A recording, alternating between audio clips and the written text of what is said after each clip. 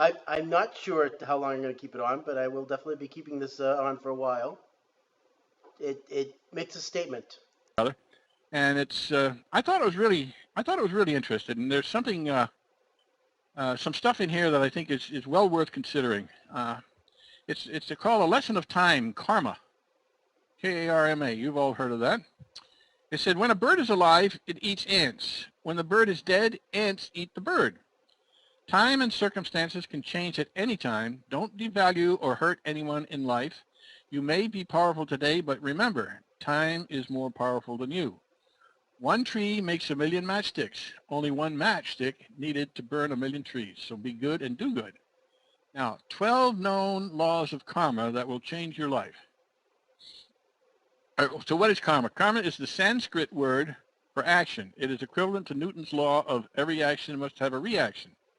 When we think, speak, or act, we initiate a force that will react accordingly. This returning force may be modified, changed, or suspended, but most people will not be able to eradicate it. This law of cause and effect is not punishment, but is wholly for the sake of education or learning. A person may not escape the consequences of his actions, but he will suffer only if he himself has made the conditions ripe for his suffering. Ignorance of the law is no excuse, whether the laws are man-made or universal. To stop being afraid and to start being empowered in the world of karma and reincarnation, here's what you need to know about karmic laws. First, the great law. As you sow, so shall you reap. This is also known as the law of cause and effect.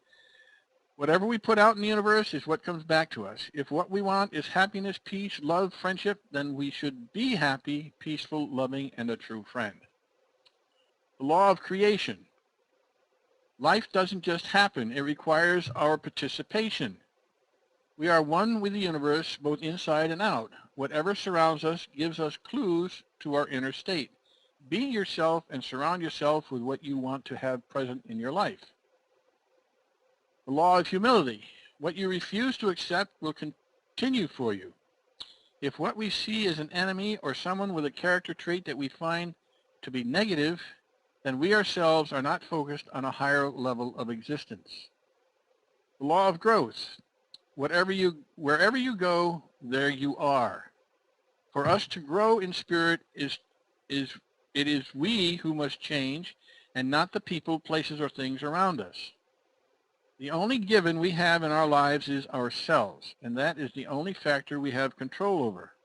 When we change who and what we are within our heart, our life follows suit and changes.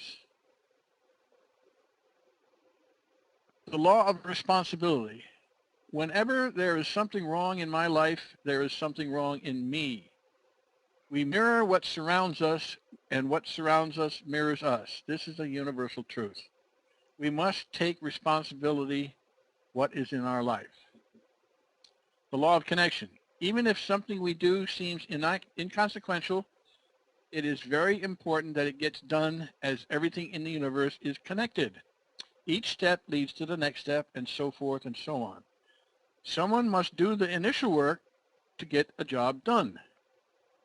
Neither the first step nor the last step have greater significance, as they were both needed to accomplish the task. Past, present, future, they are all connected. The law of focus. You cannot think of two things at the same time. When our focus is on spiritual values, it is impossible for us to have lower thoughts such as greed or anger. The law of giving and hospitality. If you believe something to be true, then sometime in your life you will be called upon to demonstrate that particular truth. Here is where we can put what we claim that we have learned into actual practice. All right, the law of here and now. Looking backward to examine what was prevents us from being totally in the here and now. Old thoughts, old patterns of behavior, old dreams prevent us from having new ones. The law of change. History repeats itself, and until we learn the lessons that we need to change our path, history repeats itself until we learn the lessons that we need Could you repeat to that? change our path. History repeats itself until we learn the lessons that we need to change our path. All right, two to go. The law of patience and reward. All rewards require initial toil. Rewards of lasting value require patient and persistent toil. True joy follows doing what we're supposed to be doing and waiting for the reward to come in its own time. The law of significance and inspiration. You get back from something whatever you have put into it. The true value of something is a direct result of the energy and intent that is put into it. Every personal contribution is also a contribution to the whole. Lackluster contributions have no impact on the whole, nor do they work to diminish it. Loving contributions bring life to and inspire the whole. All right, so there's 12 laws of karma. And if you heard most of them or understood most of them as I read them, I think you can't help but agree that there's some, there are some real basic truths there that are worth considering and remembering.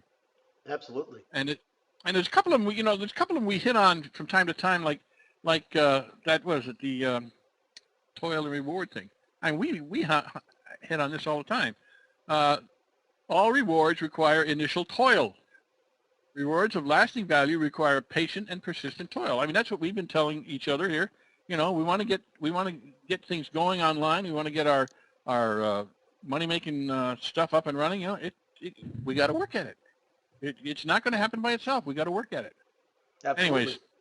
Anyways, if I can get that together, I'll see if I can put it together in a package and put it out in the Q&A. I don't promise you, but I think it's worth looking at from time to time. Personally, where did you get that? Is that something online that you had, or is that something that? My wife got it. I'm not sure if she got it at Facebook or in an email or what. Yeah. She printed it out as part of an email, so it was. I don't know if she sent it to herself somehow or what. Well, but I do have a pretty good scanning system here, so if you wanted to email that to me, I can scan it and make it a PDF file. Yeah. Something like that. Yeah, well, we'll see. I'll see what I can do. Yeah, I'll see what I can do. Good stuff. No, but that's truthful stuff in my opinion there, JQ. Good read. Excellent read. Those of you who came in a little bit late and missed those 12, hopefully we'll be able to get them to you on the Q&A room. It's to me that's real stuff right there. If you're careful in composing your emails and your to your list, and you use the right words, good attitude, if you begin with a good, strong, positive attitude about writing the email, that can come across in your message. And it might be subliminal, but it doesn't matter. It comes across, and people can pick up on that, and most people appreciate that sort of stuff. Mm-hmm. Good point. One of the things we mentioned yesterday is that this is a Thursday, what is it, Tech Day or Thursday How-To Day. And we spoke about we're going to talk about Vircast a little bit, and that's exactly what we're going to do now, if that's okay with you, JQ and Gabby. Oh yeah, do it. Great. One of the things that I wanted to focus on today, because there's so many different things going on with Vircast that you can focus on. So what I'd like to do today is focus on one part of Vircast, and that is the sign-up portion of Vircast, registering for a Vircast webcast that you might be doing. And there's a couple of ways to sign up to Vircast webcast system, but you really need to have some preparation to do it right. And a lot of times, I know that one of the hardest things to do is to prepare for the actual webcast, or to prepare to create a website. That prep time takes time, and if you're not willing to put the time into it, you're just not going to get the results that you expect out of it. But if you are willing to put the time into it, you are going to get the results. And this, what I'm going to do now is I'm going to show you what the traditional page looks like with us currently, and what you can do to make it look better, to improve your signups, because that's the number one thing that you want to do. And this is not something that this is something that we're going to work on so we make it easier for you, but right now it's just not quite ready. So there is a workaround that I want to share with you on how to improve the signups when you have a Vircast webcast set up. So let's get into desktop sharing. And Okie dokie. as you know, when I go into desktop sharing, sometimes my image freezes, and hopefully it won't freeze in a funny way. It didn't freeze funny, did it? Actually, it did. It didn't really. Oh, Yes, it did. oh you, you I apologize. you Dog-eyed must and gritted teeth. you must have a freeze button on there. I'm sure. Seriously though, what does happen is that when I go into, for some reason, when you click on desktop sharing, it freezes the videos. So obviously, I made a funny face before I froze the video. I should see that it says that desktop sharing is active. Can you see my mouse moving around? Yes.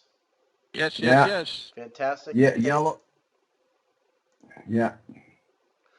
All right. This is the back office of Vircast, and when you go in the back office of Vircast, the first thing you'll find is that you will land on this page here. I did realize that there are a couple of things that we need to add on this page, and that will be done in the next couple of days. But it's a reminder that once you register, you can join our affiliate program. And if you haven't joined our affiliate program, it talks about how to do that. If you wanted to call me, you could call me. If you call that telephone number right here, that'll go to my phone, and I'll be able to talk to you. If I don't answer your call, you can certainly leave a message. But this is a great way. As you can see here, it says emergency service. When I get a phone call from this number, I know that it's an important phone call, and there's only a very few times when I won't take that call, when it's 4 o'clock in the morning and I'm making Z's, but I do have my phone with me, or if I'm in the shower making myself look pretty, which sometimes can take about 4 or 5 hours, for obvious reasons. Um, and again, just to remind you that we do have several videos in here on how to best practices for Vircast, and we're going to have more to come as well. The first thing, as I mentioned, I really want to focus today on how to set up a page that is a little bit more attractive than the current page we have that's pre-done for you to encourage people to sign up to your webcast. All right, so I'm going to click on my webcast so you can see the webcasts that I have. Now I have two private webcasts set up here. As you can see, it says type public, private, public, private. I believe,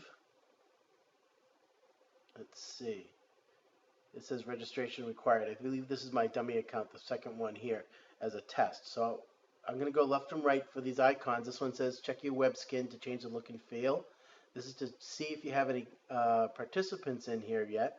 So I'm going to click on this to see if I have any participants in here. And I do have a whole bunch of participants in here. And these are all test participants. I'm going to go back here again. And the third one is webcast information. This is the one I need to know.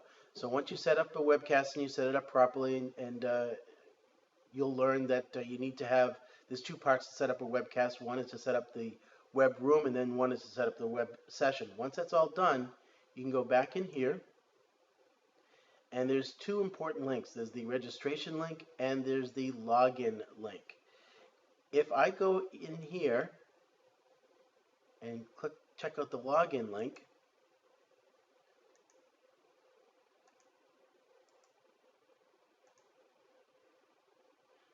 you'll see that it says registration required.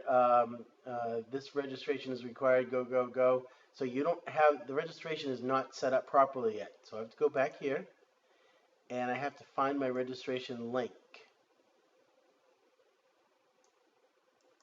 So I copy the registration link. And this is what our registration looks like now. It's not hugely attractive, and I'm the first one to admit that it's not real attractive.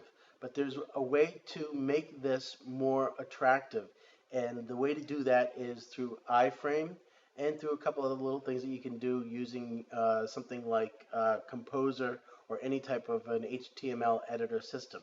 I like to use Composer because it's easy, and it's not the best in terms of what the HTML code comes out, but it's real easy because it's a what you see is what you get, and it is free. So the first thing I would do is I want to be able to iframe this. So what I've done in the past is I've created iframe codes, and I'm going to make sure that this iframe code is available to everybody once they log into Vircast. So one of the things that we'll do is right in here, I'll put in, please note, here's an iframe code if you want to iframe your registration. All right, so again, this is not attractive. So what do? We need to iframe this page into something else that looks a little more attractive. So I'm going to load up Composer, which I've already done here, and I'm just going to write a couple little quick things, and you guys will get the idea of how you can actually set this up.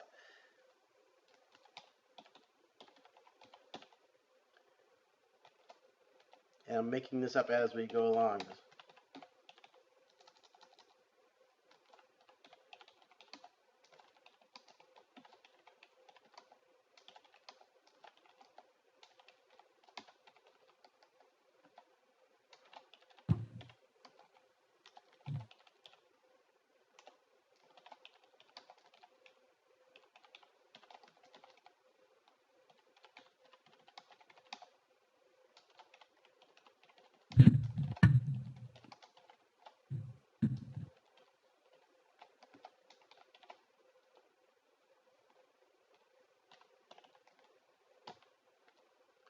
So obviously I'm making this up here.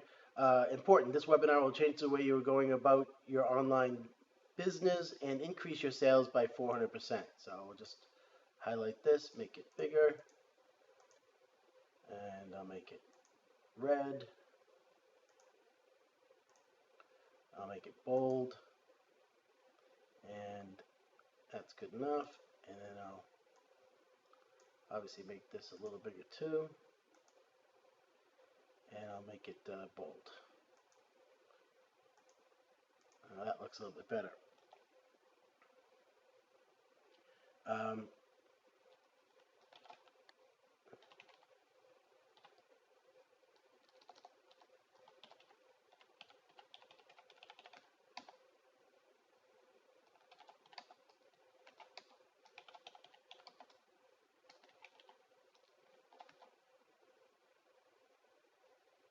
Something like registration is a must, and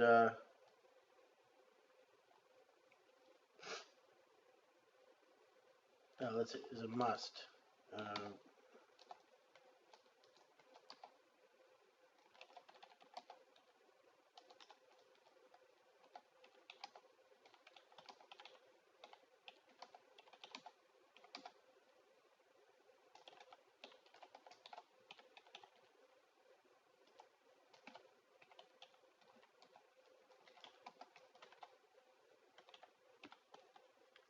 Registration is a must. Look in your inbox for a huge bonus valued at $97. I'm going to take away the bold. I'm going to make that smaller. And I'm just going to put in something like this. Okay, now this placeholder here of all these X's tells me this is where I want to put my iframe. Now I already know what the iframe code is that I need to use, and I'm going to go grab that right now. And I apologize if I took you off camera here for a second. All right, this is the iframe code right here. And the only thing I need to change in here is this URL right here. I need to make sure this URL is the same URL as this. So what I'm going to do is I'm going to copy this.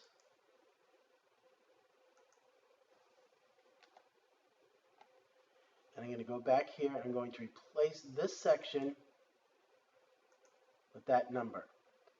All right. So I already know that this is a pretty good size height and a pretty good size width because I've practiced this a few times in the past, and that's how I know that it's a pretty good setup. And if you like it set up differently, you can all you need to do is change the height and change the width. All right. So let's go back into Composer. Composer? I didn't even know her. All right, let's highlight this. Oh, I don't think I did this right here. What I need to do now is I need to copy this code. Now that I changed the source to the 103 here, and I need to replace that code, those X's with that code. All right, now this should work. The only concern I have here is that it says iframe, and I don't see the closed bracket. Usually it's an open, should I have a closed bracket right here, JQ, if you're on? Yes. I don't know why it's not there. That's kind of strange. Should be more like that, right? Yes. Let's see what it looks like.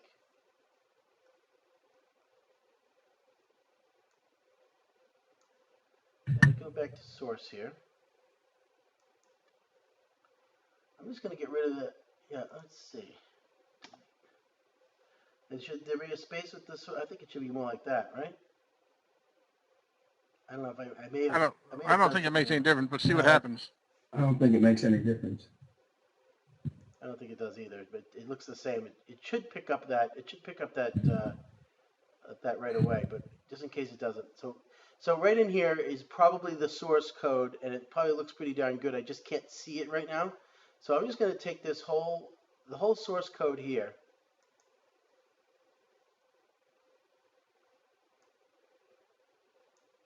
Control A. What's that? Control A. Yeah, that too. For some reason I like to do the old-fashioned way and hold it all, copy it all, and then like that. So I'm just trying to think of. Yeah, a lot of people. Go ahead.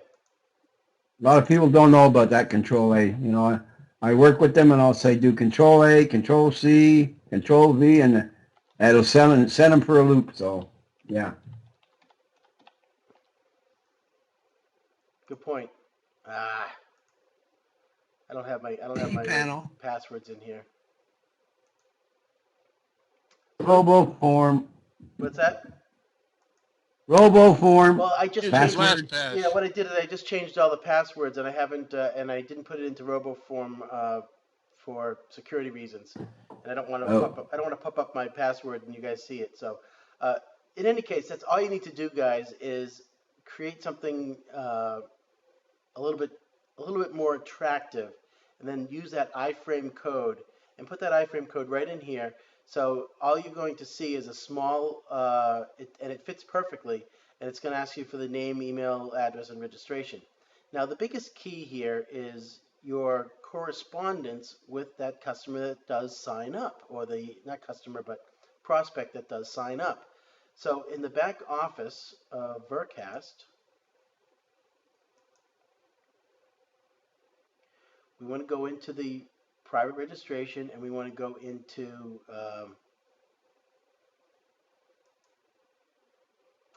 the customer list, and we want to go into our mail queue and send mail. Okay, so the first thing we're going to do is click on send mail. Once you click on send mail, there's a presentation here that is, a video here that is 5 minutes long. Welcome to the that explains in detail how to use our autoresponder that's built into Vircast. And it provides all the tags you can use in here. %name equals name, %surname equals surname, or excuse me, last name, %password equals password. And it talks about the exact URLs that you can use and when you want to send it out. So for instance, send out at let's say I want to send out my first email at what time, JQ? 12 noon. What day's today? Today the Thursday. 29th? Yeah, okay, yeah. So I can actually. So what I do is I just click on the 29th and I change it to. And if I want to, I'm going to actually change it to 1 o'clock because that's actually a 24-hour clock here, and I click OK. So at 1 o'clock today, an email is going to go out. Yeah.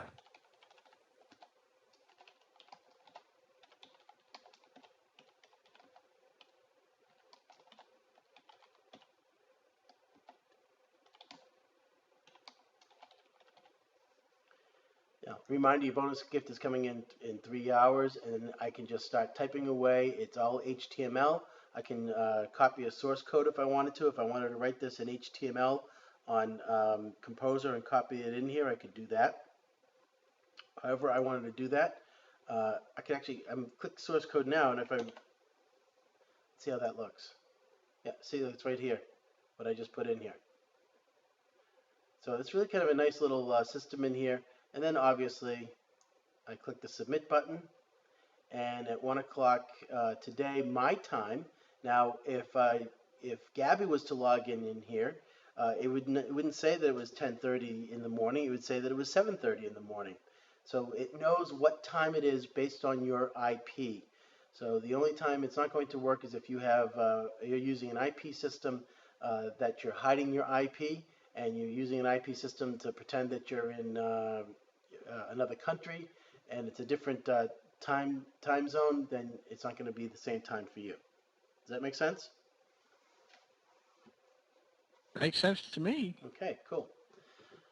All right, so that's basically all you need to do. The key to success with any webcasting service is that you follow up, follow up, follow up. So my recommendation is that you write an email.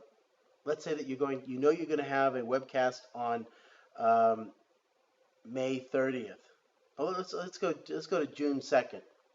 And starting today, you start to create a login. Well, you set up your emails to go out on May 29th, on May 30th, on May 31st, and you set up a bunch of emails to go out. All of them are to encourage people to not only to remind them to show up, but to encourage them that they really want to show up, and to give them that gift that you promised them that you're going to give them. Who knows what that gift might be? It might be I don't know, whatever the gift is. Make the gift so that it's related to what you're talking about in the webcast. So, for instance, if it's Terry, maybe Terry will say that my gift is that if you attend the webcast and you want to buy my the Terry pillows, if you want to buy 3 of them, I'll throw in the 4th one for free. Whatever it is, you've got to give them a really good gift that does have value, that's related to what you're going to be talking about. So just like with any autoresponder service, you need to create the emails and get them lined up to go out. Now, the other part about this is that works out really well is that our email service, let's assume that let's assume our webinar is on on May 1st. Well, on May 2nd, we can start sending, June 1st. On June 2nd, we can start sending out emails. If you were able to join our webcast, you'll note that we did this. If you didn't join our webcast and you want to see the replay, click here. You can continue to use our services, our Vircast autoresponder services, forever, as long as you're a member of Vircast. So if you have 100 participants that showed up or signed up, you can always email those 100 participants using our email system built into Vircast. Now here's the question that you should have, and the answer is not yet, because your responder is not set. Once your responder is set and working, we will be integrating your responder into Vircast, so you'll have the option to use our Vircast autoresponder or the uResponder autoresponder for the webcast system. So it's going to be duplicatable, so every time somebody signs up and registers in Vircast, it'll also register them in the uResponder campaign that you created. That's sweet, just to let you know. I like it. Okay, I'm going to hit the home button, because home is where I'd like to be, home for a while in my own country.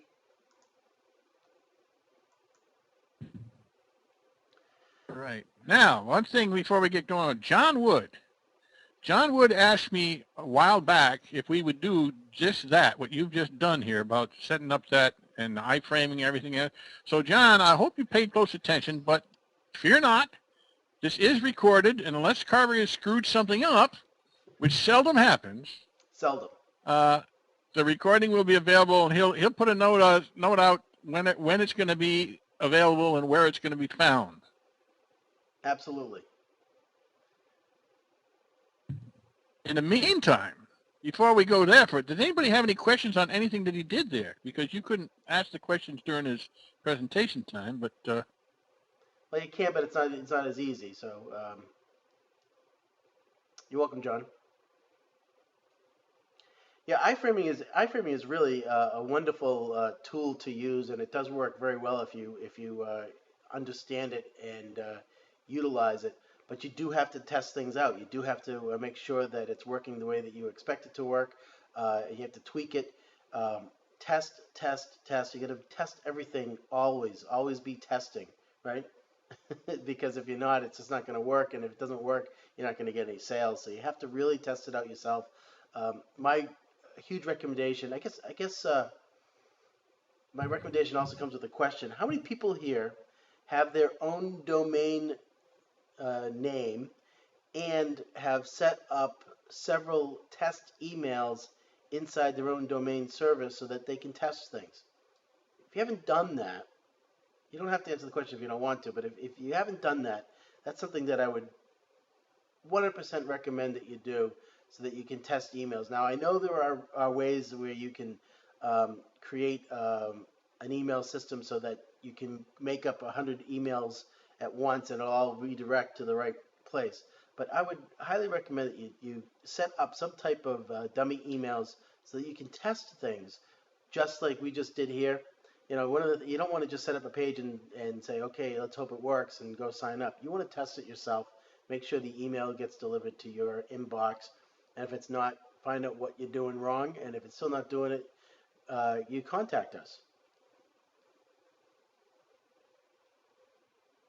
Just saying.